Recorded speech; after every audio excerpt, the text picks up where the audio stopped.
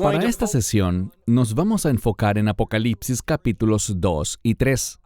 Me encantaría ser capaz de recorrer todo el libro de Apocalipsis con ustedes, pero debido a limitaciones de tiempo, no lo podremos hacer. Sin embargo, vamos a degustar una buena porción de este libro.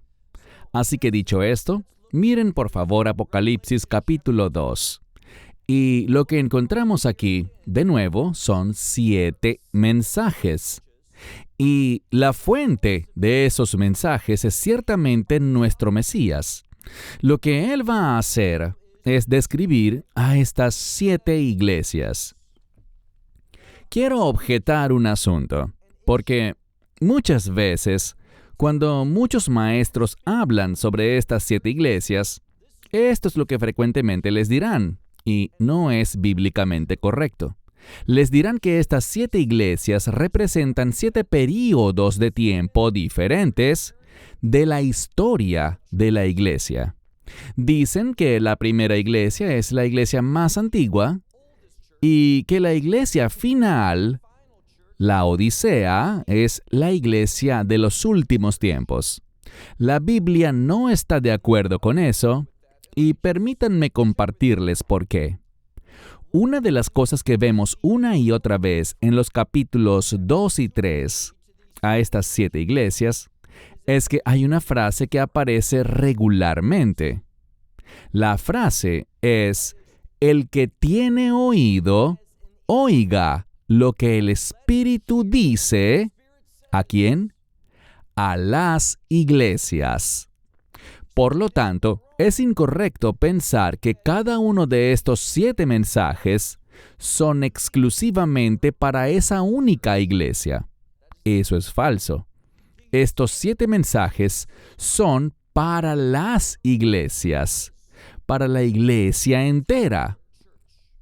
No entraremos en detalles, pero si miran con cuidado, hallarán que el propósito del libro de Apocalipsis es hablar a los siervos, o dicho de otro modo, hablar a los discípulos que estarán experimentando los eventos de los últimos días. Se nos enseña lo que Dios espera de nosotros, cómo demostrar nuestra fe, cómo ser siervos fieles, cómo dar testimonio con respecto a la verdad de esta profecía.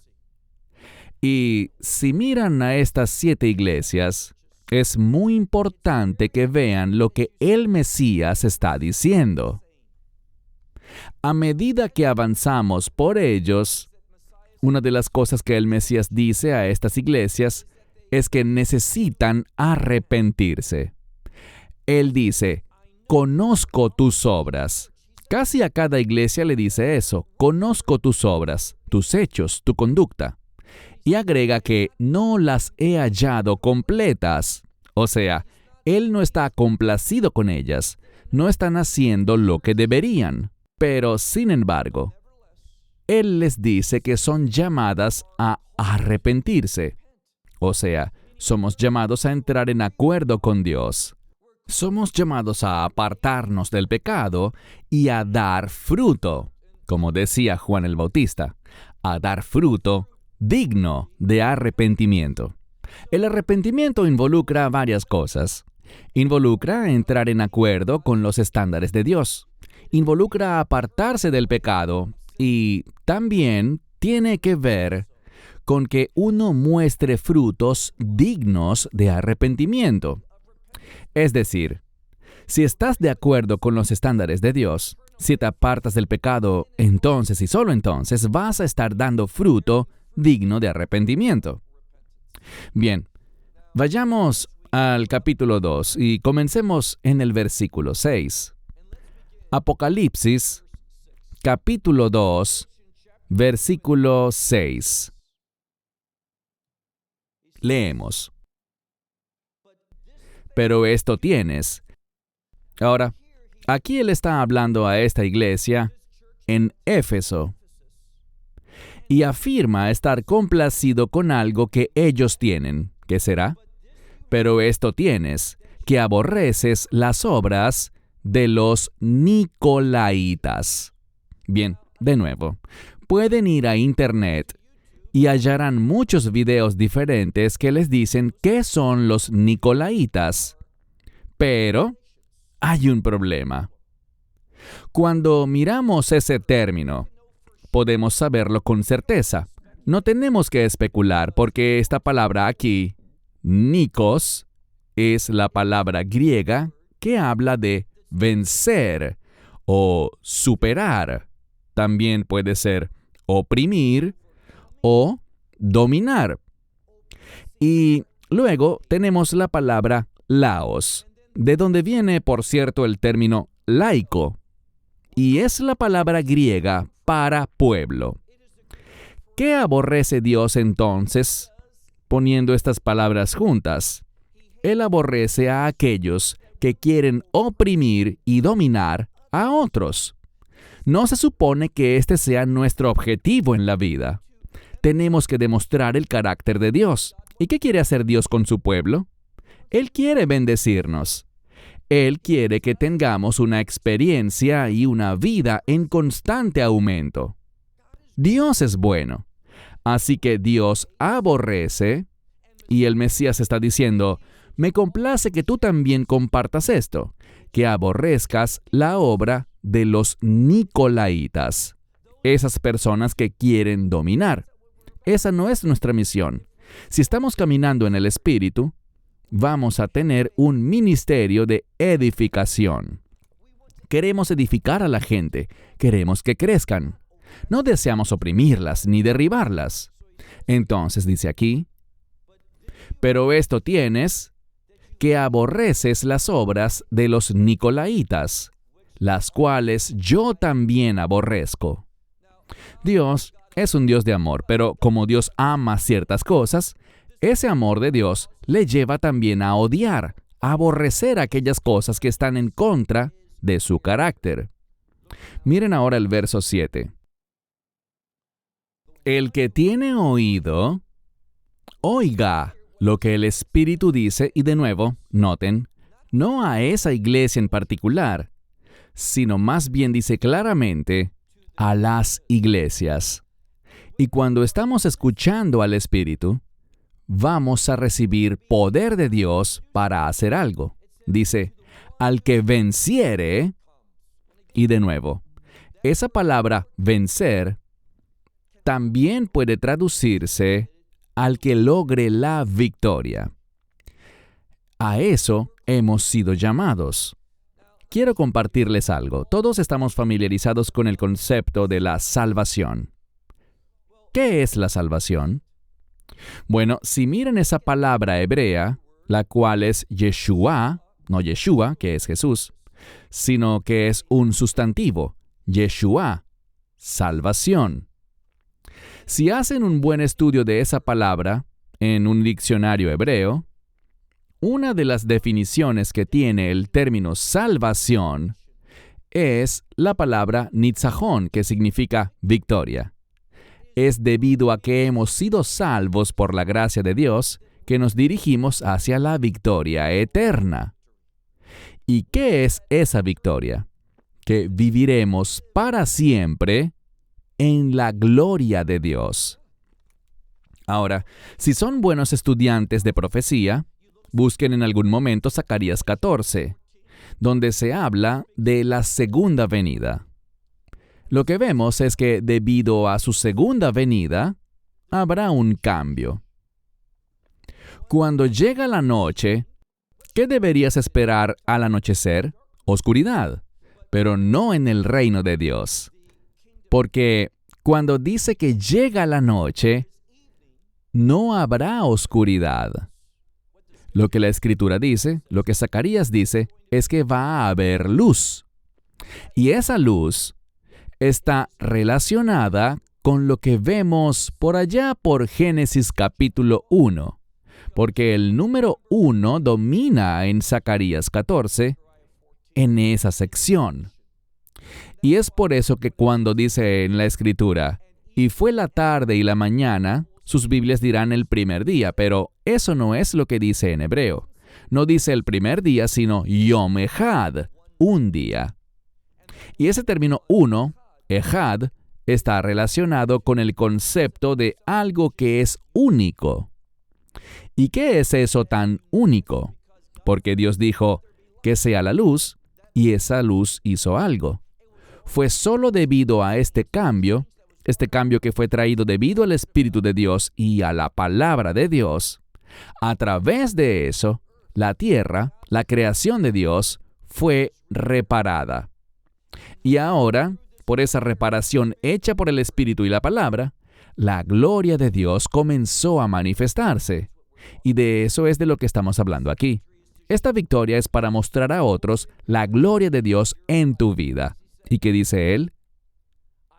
Le daré a comer del árbol de la vida.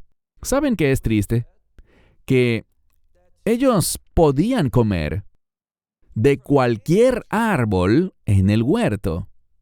Y sabemos que en medio del huerto estaba ese árbol de la vida.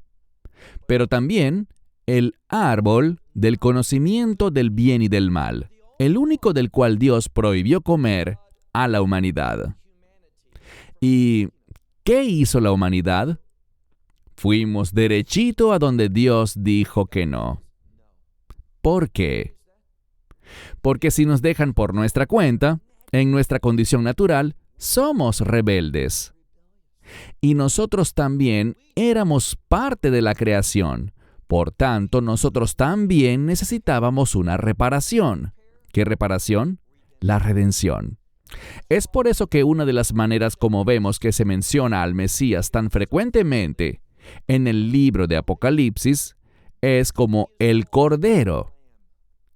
El Cordero es un animal de redención. Para eso el Mesías fue enviado a este mundo. Para eso Él se hizo carne. Por eso habitó entre nosotros, para que pudiéramos experimentar solo a través de Él, esto es importante, únicamente a través de Él podemos experimentar la redención. Y en cuanto a la redención, si me preguntaran, ¿cuál es un buen sinónimo para la redención? Yo les sugeriría la palabra restauración. Y eso es lo que la redención produce. Nos restaura a donde Dios quiere que estemos. Les daré un ejemplo de eso. Sabemos que la caída del hombre, comer del fruto del árbol del conocimiento del bien y del mal, ¿ocurrió dónde? En el jardín del Edén. Pero cuando miramos a Ezequiel habla de redención y habla de restauración. Cuando Ezequiel habla del reino de Dios, él llama a ese reino de Dios el jardín de Dios.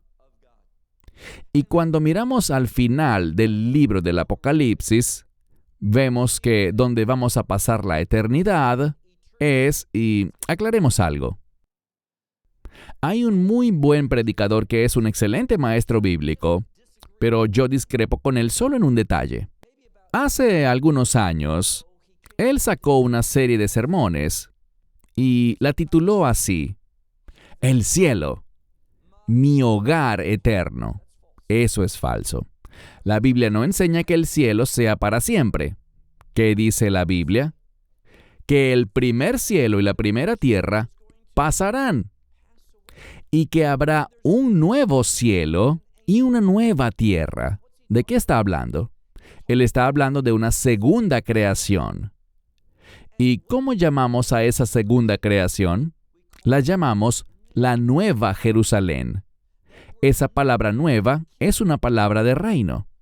Nosotros, por la sangre del Mesías, podemos entrar en un nuevo pacto, un pacto de reino. Y cuando lo hacemos, nos convertimos en nuevas criaturas. Eso significa criaturas de reino. ¿Y dónde vamos a pasar la eternidad? No será en el cielo, sino que vamos a pasar la eternidad en la Nueva Jerusalén. Esa es la Jerusalén del reino. No es la Jerusalén actual, sino en su estado final, en esa condición gloriosa llamada la Nueva Jerusalén. Bien, cuando miramos esta escritura, vemos algo. Avancemos. Vayamos, por favor, al final del verso 7, donde dice, a aquel que yo le dé la victoria, le daré a comer del árbol de la vida, el cual está en medio, ¿de qué? Del paraíso de Dios. ¿Cómo llamas al paraíso en hebreo? Bueno, tenemos el término el jardín de qué? En Génesis capítulo 3, ¿cómo se llama? El jardín o el huerto del Edén. La palabra Edén es paraíso en hebreo. Habla del lugar de provisión de Dios. ¿Qué necesitaban los hijos de la humanidad, o sea, Adán y Eva?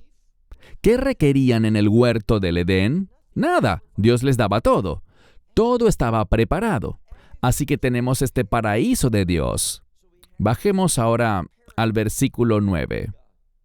Dice aquí, y lo dice repetidamente, por cierto, conozco tus obras. Esta palabra para conocer algo está en tiempo perfecto griego. Insisto, si lo vemos en tu traducción, seguramente estará en tiempo presente. Pero en el original no está en presente, sino en tiempo perfecto. ¿Y de qué habla el tiempo perfecto griego? De algo que era cierto en el pasado, sigue siendo cierto ahora, y continuará siendo cierto en el futuro. ¿De qué habla esto? No significa que ahora es que Él sabe esto.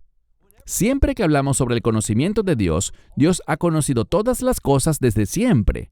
Nunca ha habido un tiempo en el que Él no supiera algo. Dios lo sabe todo. Así que es muy importante, si queremos dar gloria a Dios, si queremos tener un entendimiento apropiado del Dios bíblico, necesitamos traducir las cosas con precisión. Dice, he conocido tus obras. Y algo más.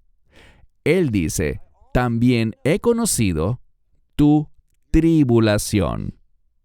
Ahora, esto es significativo. Y aquí está el problema. Escucharán a personas enseñar algo y yo los desafío. No me importa estar equivocado, no me importa ser corregido. Pero aquí está el desafío que les propongo. Si conocen un versículo, y déjenme decirles de antemano que no es Apocalipsis 3:10.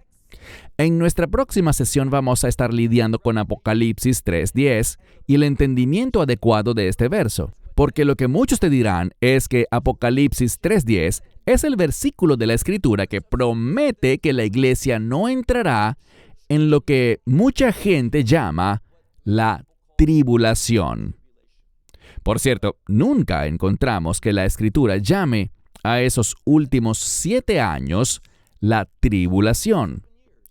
Eso es un invento del hombre, no es de Dios.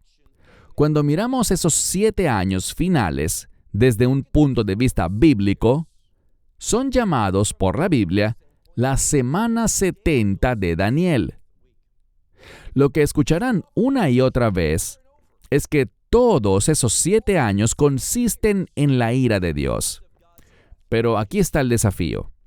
Muéstrenme un versículo de la Escritura que diga que esos 7 años finales, en su totalidad, son la ira de Dios. No creo que exista un solo verso que apoye eso.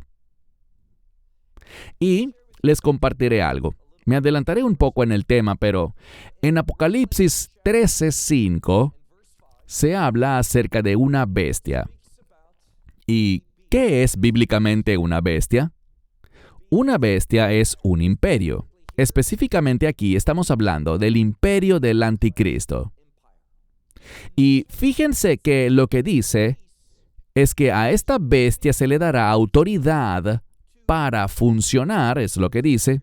Si tu Biblia dice para continuar, esa no es la palabra correcta. Es simplemente la palabra para el verbo hacer. Por lo tanto, a este imperio maligno del anticristo se le va a dar permiso, autoridad para funcionar. ¿Por cuánto tiempo? ¿Qué dice allí? 42 meses. Esa es la primera mitad de esos últimos 7 años. Los primeros 3 años y medio. Entonces, ¿Por qué, si el imperio del anticristo está funcionando durante la primera mitad, por qué pensaríamos que estos últimos 7 años consisten todos en la ira de Dios? Ningún verso lo dice. Si conocen uno, díganme cuál es. No creo que sea posible enseñar bíblicamente, basados en la Escritura, que todos los 7 años finales consisten en la ira de Dios. Noten lo que dice.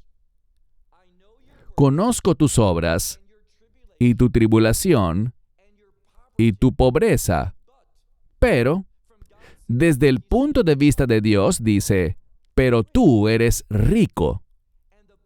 Y la blasfemia de los que dicen, noten esto, que dicen que son judíos, pero fíjense bien. Ellos dicen que son judíos, pero ¿qué dice la Escritura? Pero no lo son. Debemos entender algo. El término judío viene de la palabra hebrea leadot, que significa dar gracias. Algunos dirán que su raíz está en la alabanza y que está también en la adoración. Así que estos individuos que afirman ser judíos, que afirman que están dando gracias a Dios, que están adorando a Dios, que están alabándolo, que están confesando a Dios, que es lo que significa la palabra leadot, dice aquí, pero no lo son, sino que son parte de lo que se llama la sinagoga de Satanás. Esto es lo que hace mucha gente. Ven la palabra judíos, ven la palabra sinagoga, pero aquí se nos dice claramente que estos individuos no son judíos. Y el término sinagoga ni siquiera es un término hebreo. ¿Lo sabías? Sinagoga es un término griego. Significa reunirse. Usualmente reunirse con un propósito. Ahora, es verdad que hoy en día los lugares de adoración judía son llamados sinagogas. Pero lo que debemos entender es lo siguiente. Si miramos atrás al imperio griego, cuando el imperio griego comenzó a conquistar a Israel, vemos que ellos hacían lo que siempre habían hecho. Construían lo que se llamaban sinagogas. ¿Qué eran las sinagogas? Inicialmente, no eran lugares de adoración. Eran simplemente lugares de administración pública, donde la gente se reunía para procedimientos judiciales, para tribunales, tal vez para votar, para hacer muchas cosas diferentes. Eran asambleas civiles locales, lugares donde la gente se reunía para una variedad de propósitos dentro de la comunidad, para traer orden a esa comunidad. Lo que se menciona aquí no habla de una casa de adoración judía, porque dice que estas sinagogas son lugares que pertenecen ¿a quién? A Satanás. Y lo que eso quiere decir es que estos lugares están bajo la autoridad de Satanás. Si hacen un buen estudio de Apocalipsis 13, van a descubrir que la primera bestia, la cual es este imperio del anticristo, y luego la segunda bestia que sube de la tierra, no del mar, sino de la tierra, va a lucir semejante a un cordero, pero va a tener cuernos. ¿Como quién? Como el dragón. Eso no tiene nada, pero nada que ver con Dios. Tiene que ver con Satanás. ¿Y de qué nos habla el nombre Satanás? Satanás tiene que ver con adversidad. Eso es lo que significa su nombre. Hasatán es el adversario. Esa es su misión. ¿Qué es lo que quiere Dios? Dios quiere darte vida. Dios quiere darte abundancia. Pero el enemigo lo que quiere es que experimentes la adversidad. Verso 12. No temas en nada de lo que vas a padecer, porque El diablo está por echar a algunos de ustedes a la cárcel para que sean probados y ustedes tendrán tribulación. ¿Por cuánto tiempo? Por 10 días. ¿Qué es el número 10? El número 10 tiene que ver con totalidad. Así que él le está hablando a esta iglesia y dice aquí que esta iglesia, por cierto, estamos casualmente en el verso 10. Esta iglesia va a ser perseguida por el diablo, es decir, por ese ser diabólico, lo que habla de su habilidad para engañar, para echarlos en la cárcel, donde serán probados y tendrán tribulación. Le está hablando a la iglesia. Por 10 días. Bien, ¿qué es lo que nunca experimentaremos? Nunca jamás experimentaremos la ira de Dios. Es incorrecto pensar que nuestra salvación nos guardará del sufrimiento. Eso es simplemente falso. No conozco ninguna escritura que diga, si aceptas el Evangelio no habrá más dolor, problemas y dificultades en tu vida. ¿Conoces ese verso? Porque yo no. Somos llamados a hacer algo. Si me preguntaran, ¿cuál es la palabra más profética del Mesías con respecto a la iglesia de los últimos días? ¿Saben qué respondería? Toma tu cruz y sígueme. Cuando lo analizamos bíblicamente, cuando no nos interesa hacerle cosquillas en el oído a la gente, cuando no nos interesa agradar al hombre o ser populares, sino que estamos comprometidos con la verdad, debemos entender que los últimos días van a ser un tiempo muy difícil para la iglesia. Por eso dice aquí, y recuerden que el mensaje para estas iglesias no es para una iglesia en particular, sino ¿para quién? Para las iglesias. Así que tendrán tribulación por 10 días. ¿Qué más le dice? En medio de todo eso, sé fiel ¿hasta qué? Hasta la muerte.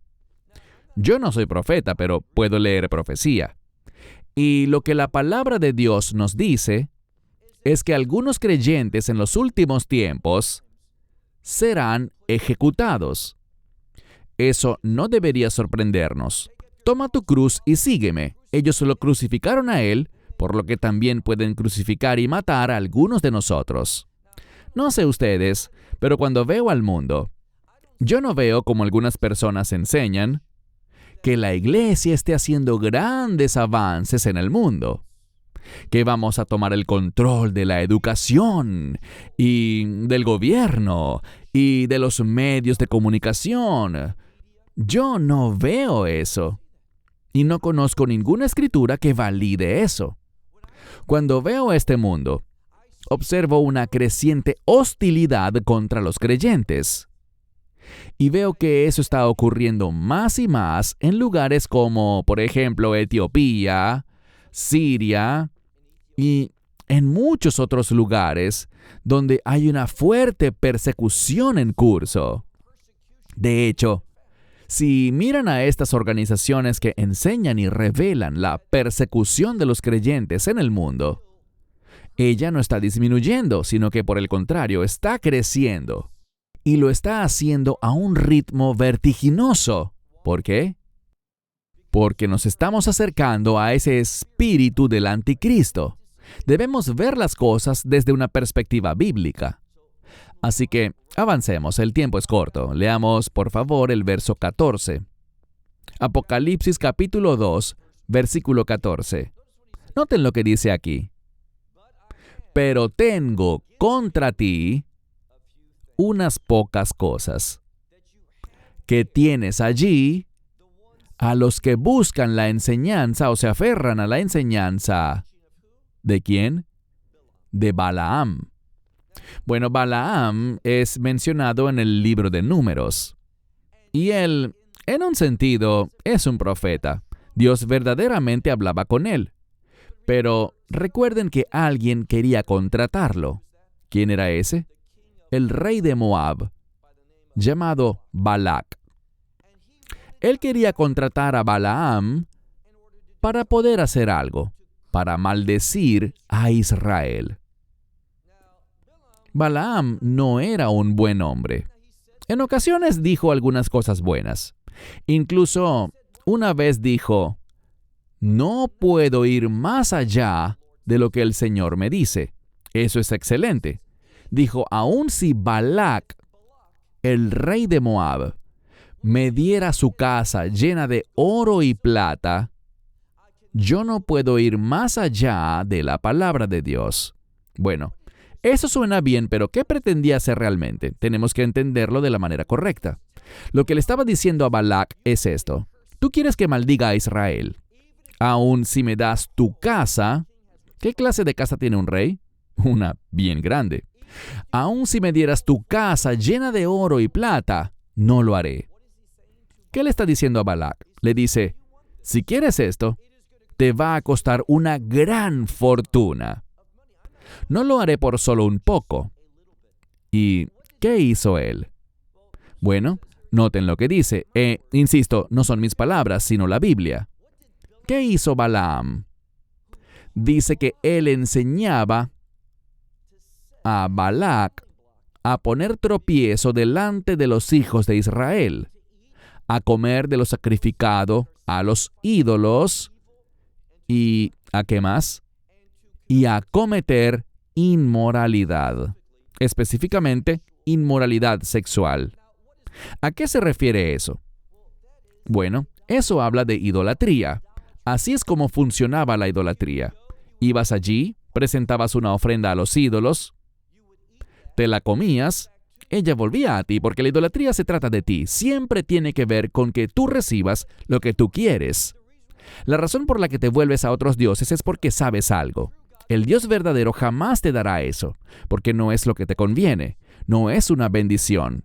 Dios lo que quiere es bendecirte. Así que cuando la gente acudía a la idolatría, adivinen qué, esa idolatría siempre iba acompañada de inmoralidad sexual. Así es como se comportaba el mundo. Y dice aquí que en estos últimos días, verán, la religión del anticristo no será el Islam.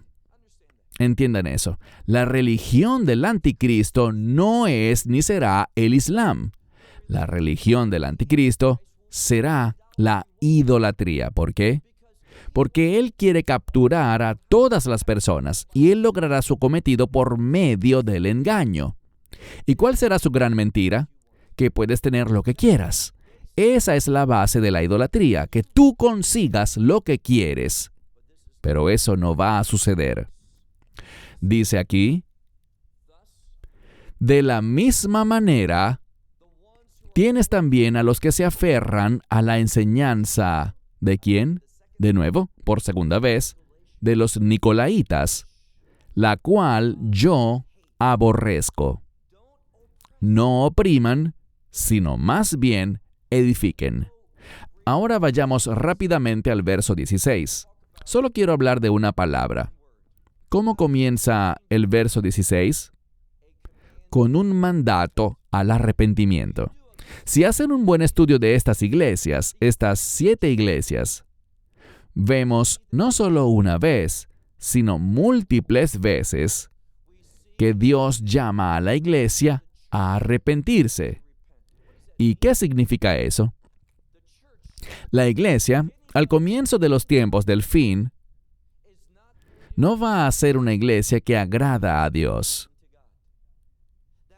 Por eso debemos entender mejor esta revelación de nuestro Mesías.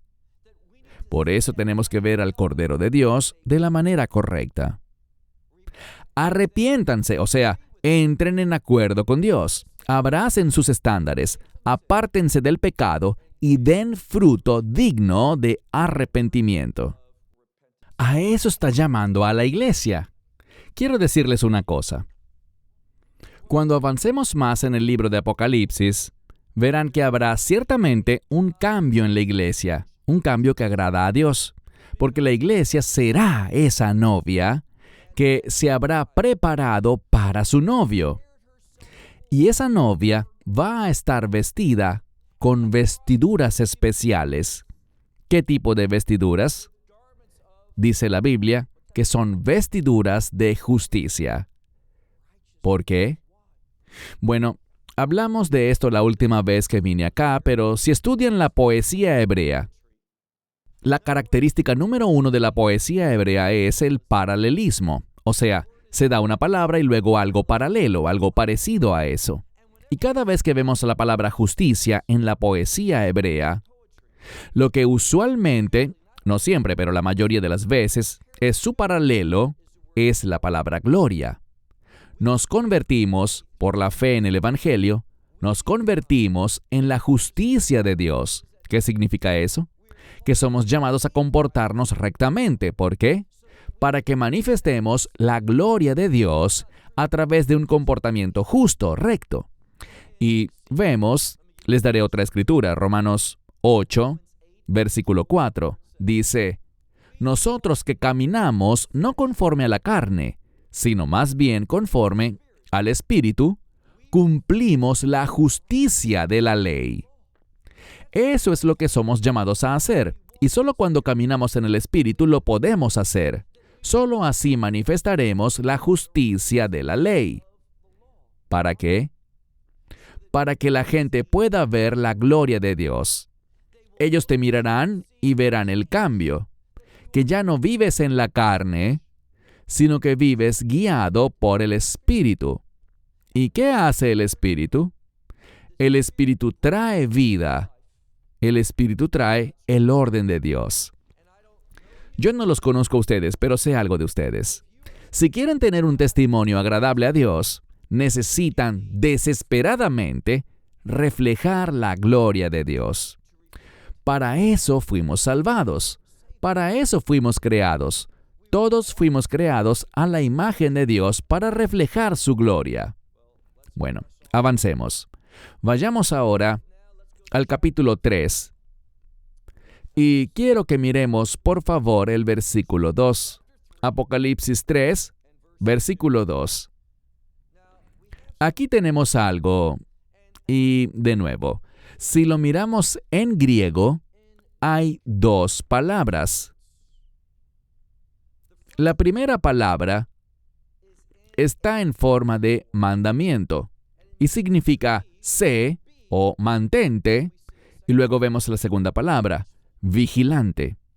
Somos mandados a vigilar.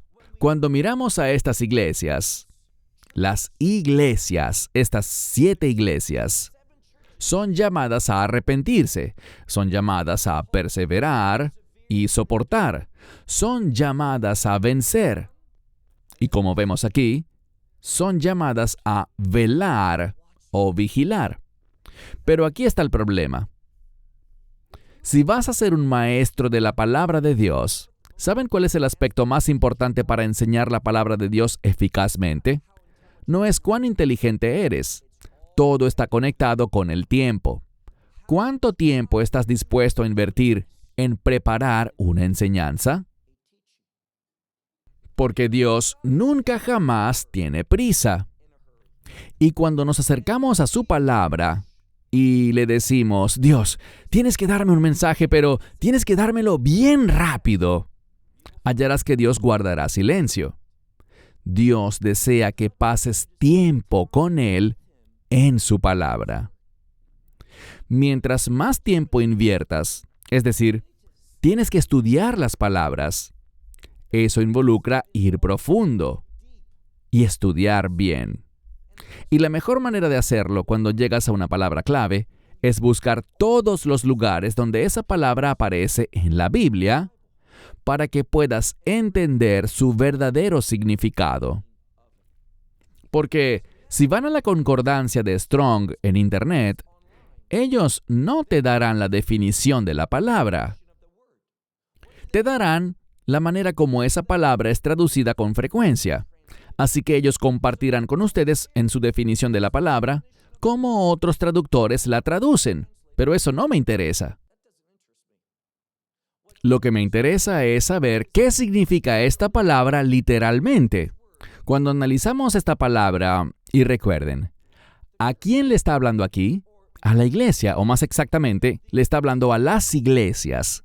Le está hablando a la iglesia de los últimos días y nos dice que vigilemos. Esta palabra vigilar, si la miramos fuera de la Biblia, es un mandato militar y significa algo.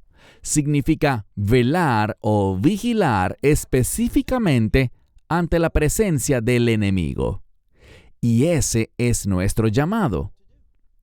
No crean algo que es muy popular hoy en día, y es lo siguiente, que antes de que las cosas se pongan difíciles, el arrebatamiento vendrá. A mí me encantaría eso. Quisiera estar equivocado, pero en la Biblia veo otra cosa. Y es algo que no solo Juan lo dice, sino también Pablo, Pedro y el propio Mesías Yeshua. Todos los cuatro, Juan, Pedro, Pablo y el Mesías, coinciden. Y en un contexto de los últimos días nos mandan a vigilar. ¿Ante la presencia de quién? Del enemigo. Creo que eso es sumamente informativo. Leemos aquí, sé vigilante. Y luego tenemos una palabra que muchos traducen como afirma, y no está mal, pero si analizan esta palabra contiene el término griego para enraizado. El mensaje es, estén arraigados, enraizados en las cosas que permanecen y que están a punto de morir. Porque él, hablando a la iglesia, dice, porque no he hallado que tus obras sean completas delante de Dios. De nuevo, Él está evaluando a la iglesia. Es lo que vemos en los capítulos 2 y 3. Él está evaluando a la iglesia y Él sabe que nuestras obras son inadecuadas. Cerraré con esto. La razón por la cual, entendamos correctamente el orden, la razón por la cual la iglesia sufrirá en los últimos días es porque no somos esa novia preparada. Lo seremos. ¿Pero qué va a producir ese cambio? Bueno, lo que deberíamos esperar. Si miramos históricamente la iglesia, a lo largo de su historia, la iglesia ha sido perseguida. ¿No es lo que predijo el Mesías? Él dijo, me aborrecieron a mí, los aborrecerán a ustedes. Y dijo la verdad, ¿no les parece? Él dice, me persiguieron a mí, los perseguirán a ustedes. Es lo que dijo. ¿Y en qué contexto lo dijo? En un contexto de los últimos tiempos. Entendamos eso. E insisto, a mí me encantaría no tener problemas, ni sufrir, no ser perseguido. Pero si confiamos en la palabra de Dios, vamos a ver que la iglesia sufrirá en los tiempos del fin, porque necesitamos ser cambiados. Y la persecución, históricamente, ha producido un cambio en la iglesia. Él dice, ya para concluir, nos queda 1 minuto y medio. Él dice, he aquí, yo entregaré de la sinagoga de Satanás a esos que dicen ser judíos, y luego aclara, pero no lo son. ¿Qué son ellos? Son mentirosos. He aquí, yo haré que vengan y adoren ante tus pies y sepan que yo te he amado. Sí sufriremos, pero ese sufrimiento será solo para manifestar que Dios nos ama. ¿Y qué dice la Escritura? Dice que a quien Dios ama, disciplina. Y esa disciplina no es para nuestra destrucción. Esa disciplina es para cambiarnos, para que podamos estar listos, que podamos ser esa novia gloriosa, justa y preparada que agrada a Dios. Una que da testimonio del carácter de nuestro Señor y Salvador, de nuestro gran Dios, nuestro Mesías, quien nos amó de tal manera que entregó su vida para que pudiéramos tener vida eterna. Padre Dios, te amamos y te alabamos en el nombre de Jesús. In Jesus' Amén. name, amen. Esperamos que te hayas edificado con el mensaje de hoy y lo compartas con otros. Te invitamos a seguir nuestros estudios cada semana por este canal y por el portal de YouTube de Amarás a Israel. También puedes descargar nuestra aplicación móvil gratuita, Mi Estudio Bíblico. Finalmente, para obtener más información sobre nosotros, visita nuestra web amarasaisrael.org, donde encontrarás otras conferencias de Baruch en audio, video y texto. Hasta el próximo programa. Que el Señor te bendiga en Yeshua HaMashiach, Jesús el Mesías, mientras caminas con Él. Shalom desde Israel.